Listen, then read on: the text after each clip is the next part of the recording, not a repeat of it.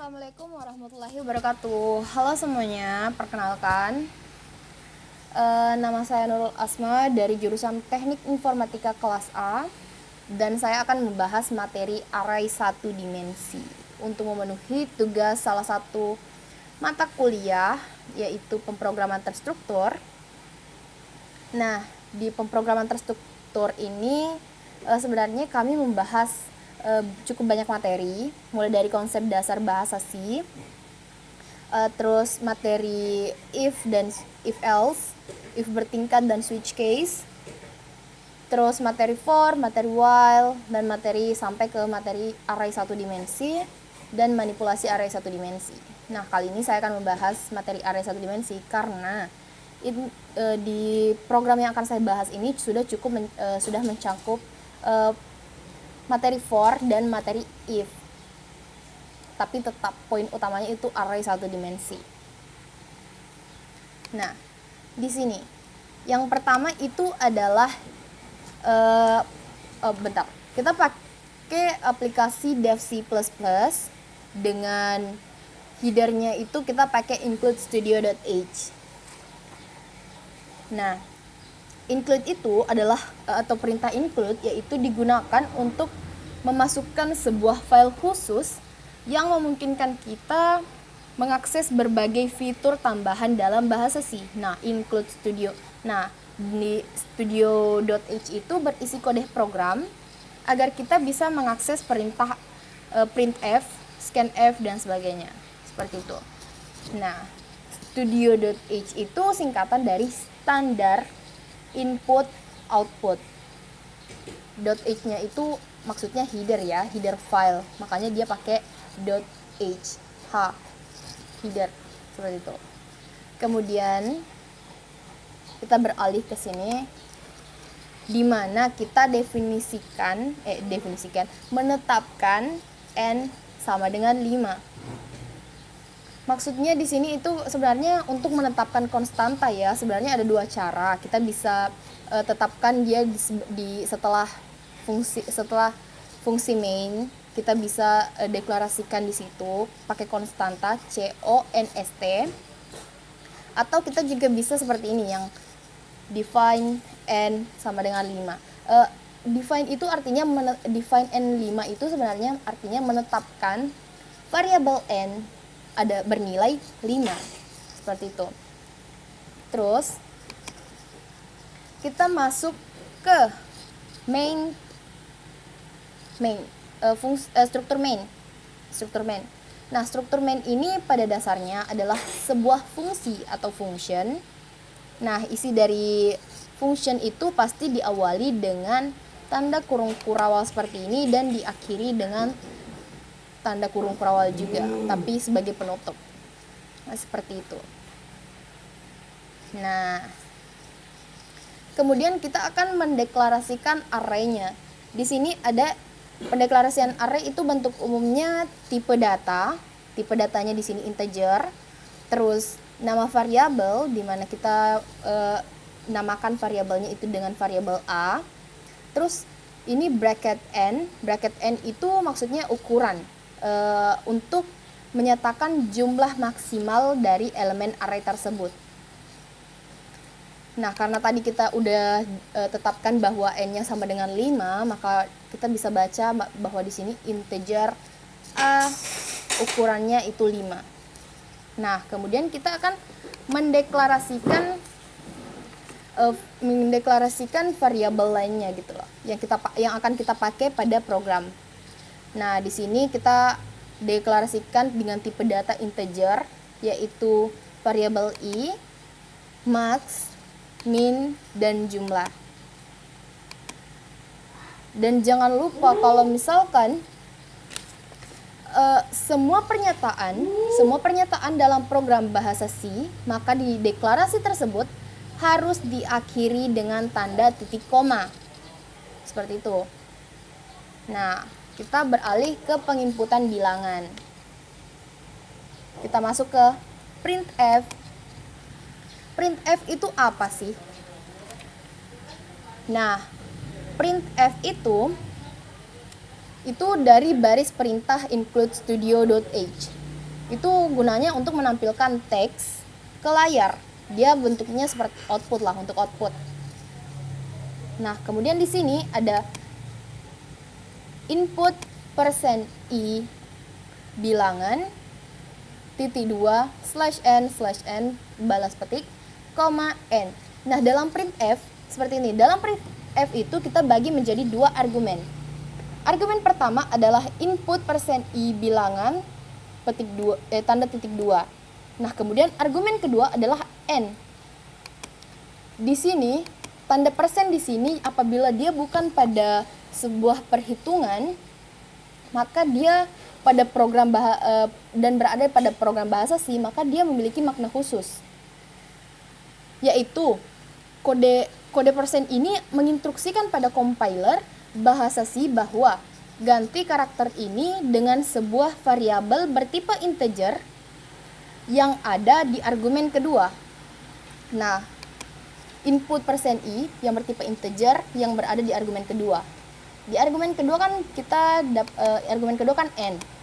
Jadi otomatis di sini %i-nya itu n, di mana n tadi sudah didefinisikan di atas bahwa n itu adalah 5, ditetapkan adalah 5. Jadi dia akan mengoutput nanti pada saat di run itu akan seperti input 5 bilangan titik 2, seperti itu. Terus ini ada fungsi for. Nah, fungsi for ini dia bentuk umumnya itu yang pertama start kondisi saat awal perulangan, ini i sama dengan 0. Kemudian ada condition, yaitu yang ini, yaitu kondisi yang harus dipenuhi agar program berjalan, di mana i lebih kecil daripada n. Terus ada increment. Ada increment. Increment itu, atau kita pakai di sini ada i++, dipakai untuk memproses variabel counter agar bisa memenuhi kondisi akhir perulangan. Nah, i++ di sini maksudnya dalam setiap perulangan naikkan variabel i sebanyak 1 angka, bisa juga 2 atau 3 dan semacamnya. Terus dalam program tersebut ada lagi yaitu printf bilangan ke %i titik 2 terus dalam kurung i tambah 1. Di sini kan kita ingat lagi bahwa printf itu terbagi menjadi 2 argumen. Argumen pertama yaitu bilangan ke %i titik 2, terus argumen kedua yaitu i tambah 1. Nah, kita ingat lagi bahwa kalau misalkan dia ada di dalam suatu program dan bukan dalam suatu perhitungan, tanda persen itu artinya menyuruh compiler bahasa C bahwa ganti variabel ini dengan variabel bernilai integer yang i yang ada pada argumen kedua. Itu artinya kan i kan mulai dari 0. Jadi 0 tambah 1 berarti bilangan ke 1, terus 1 tambah 1 bilangan ke 2 tambah 1, 3, dan seterusnya sampai bilangan ke 5. Seperti itu, dia akan mencetak nanti menyatakan bilangan ke 1, 2, 3, 4, dan 5. Kemudian di sini ada scanf. Nah, scanf yang di sini itu tanda petik %i, di mana itu merupakan sebuah format, terus koma, n, variabel a, bracket i. Di mana n di sini itu adalah simbol untuk mengambil alamat memori dari variabel. Nah, kemudian a bracket i di sini adalah variabel untuk menyimpan inputan tersebut. Kemudian kita balas dengan titik koma, terus tanda kurung kurawal tutup.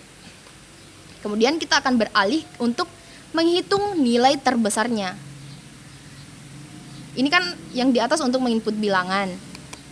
Nah, saya lupa menjelaskan bahwa program ini untuk menghitung nilai terbesar, nilai terkecil, jumlah total bilangan, dan juga nilai rata-ratanya. Oke, kita masuk ke masalah pertama yaitu untuk menghitung nilai terbesarnya. Nah, kemudian kita menghitung nilai terbesar di mana kita deklarasikan bahwa maksimalnya sama dengan a bracket 0 titik koma. Kemudian dengan fungsi for yaitu untuk startnya I sama dengan 0. Kemudian untuk kondisi I lebih kecil N dan increment I++. Dalam fungsi tersebut ada fungsi if, yaitu variabel A bracket I lebih besar maksimal, maka maksimalnya sama dengan variabel A bracket I. Seperti itu. Dan untuk menghitung nilai terkecil sama seperti untuk menghitung nilai terbesar, cuman dia lebih kecil, dia kebalikannya. Nah, di sini dia adalah minimal atau min variabel A bracket 0 titik koma. Kemudian untuk fungsi for-nya yaitu untuk start I sama dengan 0, kondisinya I lebih kecil N, dan increment-nya itu I++. Nah, kemudian di sini ada fungsi if lagi. Variabel A bracket I lebih kecil minimal, maka minimal sama dengan variabel A bracket I. Seperti itu. Nah, kemudian di sini ada rumus untuk menghitung keseluruhan jumlah data. Kemudian kita menghitung keseluruhan jumlah data. Nah, di sini fungsi for I startnya itu atau kondisi awalnya itu I sama dengan 0 titik koma, dengan condition atau kondisi I lebih kecil dari N, lebih kecil N titik koma, dengan increment I++. Nah, rumusnya itu jumlah sama dengan jumlah plus tambah variabel A bracket I titik koma. Nah, kemudian kita beralih ke untuk menghitung rata-rata bilangan. Nah, kenapa di sini saya nggak definisikan floatnya, bahwa rata-rata float di atas pada pendeklarasian variabel tadi. Saya langsung di sini karena jumlah sama N itu sebenarnya integer. Cuman khusus pada rumus ini kita pakai float karena dia untuk menghitung rata-rata. Bisa jadi dia bernilai desimal nanti saat dibagikan. Nah, rata-rata sama dengan float jumlah per N. Maksudnya kan rumus rata-rata itu kan jumlah keseluruhan bilangan totalnya dari bilangan 1, 2, 3, 4, dan 5 dibagi dengan jumlah bilangan tersebut. Nah, kan bilangannya ada 5, jadi bagi 5. Seperti itu. Titik koma. Kemudian kita beralih ke outputnya. Di sini untuk membaca output yang dicari. Pertama kan untuk print kita mencari nilai terbesar, nilai terkecil, jumlah keseluruhan bilangan, dan juga rata-rata bilangannya. Nah, yang pertama itu printf. Printf, ingat lagi, 2 argumen. Argumen pertama di printf ini adalah nilai terbesar sama dengan %i. Maka argumen keduanya dia itu maksimal. Jadi maksudnya dia adalah nilai terbesar sama dengan nilai maksimalnya. Kan kalau misalkan dia persen di sini, kita baca lagi bahwa ganti variabel ini dengan variabel yang bertipe integer yang ada pada argumen kedua, berarti dia baca maksimal. Terus ke nilai terkecil kita pakai /n atau new line untuk garis baru. Printf, ingat lagi 2 argumen, nilai terkecil sama dengan %i di argumen pertama, terus minimal, seperti itu. Kita baca lagi seperti tadi, kita nilai terkecilnya dia yang terbaca itu nilai minimal. Terus printf jumlah keseluruhan bilangan sama dengan %i. Kemudian argumen keduanya adalah jumlah, dia langsung terbaca ke sini. Outputannya langsung jumlah totalnya dari bilangan 1, 2, 3, 4, 5 yang diinputkan, dia akan menjumlah keseluruhannya. Kemudian printf rata-rata bilangan sama dengan %2f per n, rata-rata. Di mana rata-rata bilangan ini dia terbaca sebagai argumen pertama, terus argumen kedua yaitu rata-rata. Nah, di sini mungkin ada yang 2f itu maksudnya adalah menampilkan hanya 2 posisi desimal, maksudnya 2 angka di belakang koma. Setelah misalkan bilangan yang bulatnya ini terus ada 2 angkanya di belakang koma, kita tampilkan seperti itu. Maka yang terbaca adalah nilai rata-rata seperti yang di sini, yang rumusnya ini. Seperti itu. Kemudian penutup. Dia penutupnya itu return. Kan tadi kita pakai fungsi main kan? Ini untuk mengakhiri fungsi main tersebut. Nah, return 0 itu berarti nilai balik dari suatu bilangan, suatu fungsi adalah sebuah bilangan 0. Seperti itu.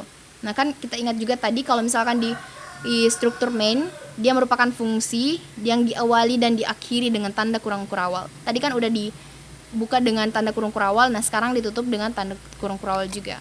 Nah, kemudian kita compile, terus kita kalau misalkan udah nggak ada yang error, kita langsung run. Nah, kita inputkanlah bilangan, sembarang bilangan, misalkan 97, 68, 75 untuk bilangan ketiga, 35 untuk bilangan keempat, dan 80 untuk bilangan kelima. Kita lihat bilangan terkecilnya, bilangan terbesar, jumlah keseluruhan bilangan, dan nilai rata-rata bilangan tersebut. Yaitu, nah, nilai terbesarnya adalah 97, betul. Nilai terkecilnya adalah 35. Jumlah keseluruhan bilangan adalah 355 dan rata-rata bilangannya adalah 71,00. Coba bener gak? Coba kita ganti ya, kita ganti angkanya. Kita pakai yang agak ribet. Nah, bilangan pertama anggaplah 98, terus bilangan kedua 79, bilangan ketiga 85, bilangan keempat 87, terus bilangan terakhir 53. Coba kita cek berapa. Bilangan terbesarnya 98, bilangan terkecilnya, nilai terkecilnya 53, jumlah keseluruhan bilangan dia ada 385 dan rata-rata bilangannya 76,40. Seperti itu. Oke, semuanya sampai di situ saja. Apabila sampai di situ saja program yang sempat saya bahas mengenai array 1 dimensi kali ini. Mohon maaf apabila ada salah-salah kata, lebih dan kurangnya mohon dimaafkan. Wabillahi taufiq wal hidayah. Wassalamualaikum warahmatullahi wabarakatuh. See you next time in maybe next video. Bye bye.